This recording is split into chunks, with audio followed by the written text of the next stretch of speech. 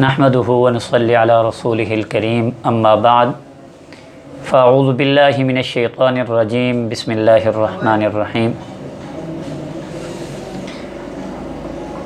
آج کے درس میں نواقض وضو یعنی وہ چیزیں جو وضو کو توڑنے والی ہیں وہ کون کون سی ہیں اس کا تذکرہ ہوگا۔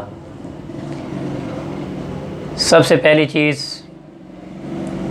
جس سے وضو ٹوٹ جاتا ہے، ناقض وضو میں سے ہے، وہ ہے پیشاب پاخانہ کرنا یا پیشاب اور پاخانے کے محل سے کسی اور چیز کا خروج، کسی اور چیز کا نکلنا، اس سے وضو ٹوٹ جاتا ہے۔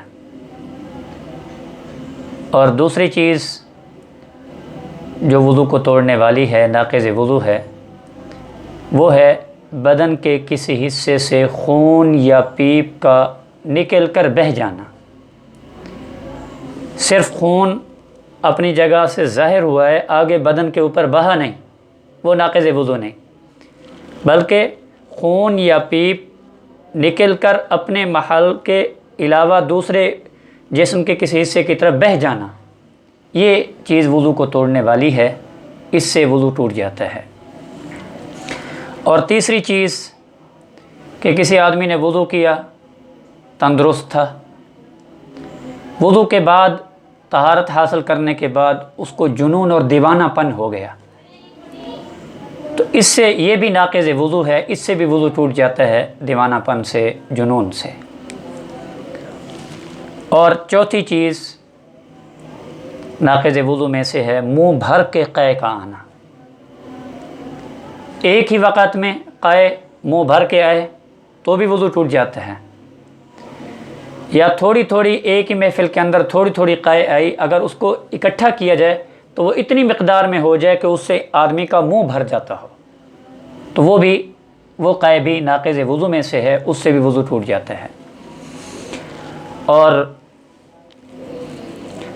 نواقض وضو میں سے ہے ٹیک لگا کر سو جانا، دیوار کے، تکیہ کے یا کسی اور چیز کے سہارے سے سو جانا، اور اس طریقے سے کہ اگر جس چیز کے ٹیک لگائے ہوئے ہے، سہارے لگائے ہوئے ہے، اگر اس کو ہٹا لیا جائے تو اس کو نیند کا اتنا غلبہ ہو کہ وہ گر پڑے، تو یہ نیند ناقض وضو ہے۔ اگر ٹیک لگایا ہوا ہے، نیند کا غلبہ نہیں ہے کہ اگر اس کو ہٹا لیا جائے، پیچھے جس چیز کے سہارے ٹیک لگا کے بیٹھا ہے تو وہ گرے نہیں، وہ نیند ناقض وضو نہیں ہے۔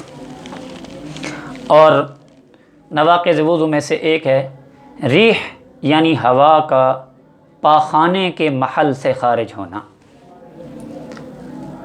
تو اس کے لیے یہ کوئی ضروری نہیں ہے کہ آواز پیدا ہو ہوا کے خارج ہونے کی یا بدبو آئے، یہ کوئی ضروری نہیں ہے، صرف ہوا کے، ریح کے خروج کا یقین ہو تو وضو ٹوٹ جائے گا، خواہ آواز پیدا ہو نہ ہو، بو آئے یا نہ آئے، جب یقین ہو جائے گا تو وضو ٹوٹ جائے گا۔ ہاں اگر شک ہے کہ پتہ نہیں ریح ہوا خارج ہوئی ہے یا نہیں ہوئی، تو شک سے وضو نہیں ٹوٹے گا۔ کیوں؟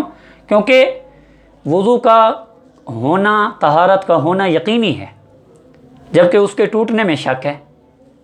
اور فقہ کا قاعدہ ہے الیقین لا یزول بالشک، کہ یقین جو ہے وہ شک سے زائل نہیں ہوتا، شک سے ختم نہیں ہوتا۔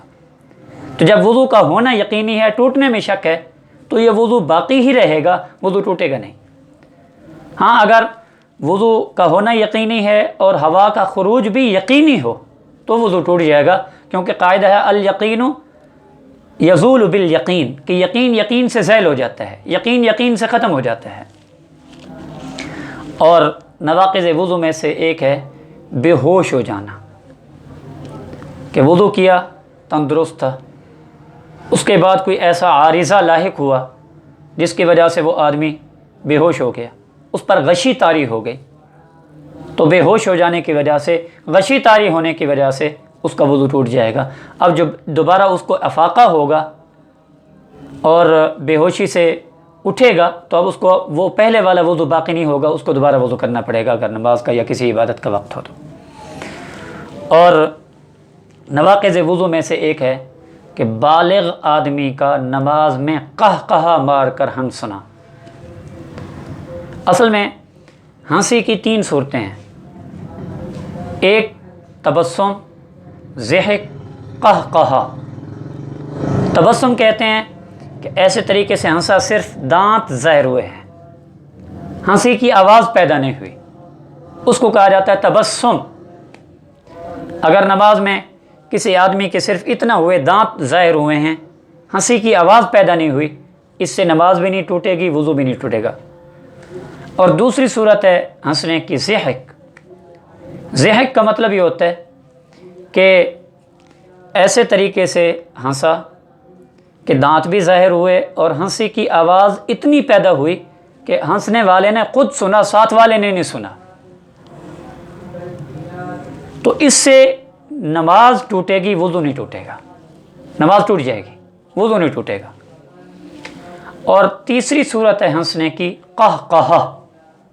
قہقہا کہتے ہیں کہ ایسے طریقے سے ہنسا کہ ہنسنے کی اتنا آواز پیدا ہوئی کہ اس کے ساتھ کھڑے ہوئے لوگوں نے اس کی ہنسنے کی آواز سن لی، تو اس کو قہقہا کہا جاتا ہے۔ اس سے وضو بھی ٹوٹ جائے گا اور نماز بھی ٹوٹ جائے گی۔ اگر قہقہا مار کے کوئی آدمی ہنسا ہے تو پھر اس کے لیے یہ ہے کہ وہ صفوں کو چیر کر جائے اور جا کر دوبارہ وضو کرے، نماز اس کی ٹوٹ گئی ہے۔ اب دوبارہ اگر اس نے کوئی ایسا کام نہیں کیا جو نماز کے اندر ناجائز تھا، وضو کے لیے گیا آیا، کوئی ایسا کام نہیں کیا، صرف وضو کر کے واپسی آ گیا، تو اس کے جانے کے بعد جتنی رکعتیں باقی تھیں اتنی رکعتیں اس کو آ کر واپسی ادا کرنی پڑیں گی، اس کی نماز مکمل ہو جائے گی۔ تو یہ وہ اشیاء ہیں جن سے وضو ٹوٹ جاتا ہے، جن کو فقہا نے نواقض وضو میں شمار کیے ہے، کیونکہ طہارت نماز کے لیے شرط کی حیثیت رکھتی ہے۔ جب طہارت صحیح ہوگی نماز صحیح ہوگی، اگر طہارت صحیح نہیں ہے تو نماز بھی صحیح نہیں ہے، کیونکہ نبی اکرم صلی اللہ علیہ وسلم کا فرمان ہے مفتاح الصلاۃ الطہور، کہ نماز کی کنجی اور چابی طہارت ہے۔ تو اس لیے طہارت صحیح کریں گے، طہارت اچھے طریقے سے ادا کریں گے تو پھر اس کے لیے جو ہے نماز اچھی ہوگی، نماز اچھی ہوگی تو وہ اللہ کے ہاں قبولیت کے درجے کو پہنچے گی۔ اللہ رب العزت سے دعا ہے اللہ ہم سب کو عمل کی توفیق عطا فرمائے۔ وآخر دعوانا الحمدللہ رب العالمین۔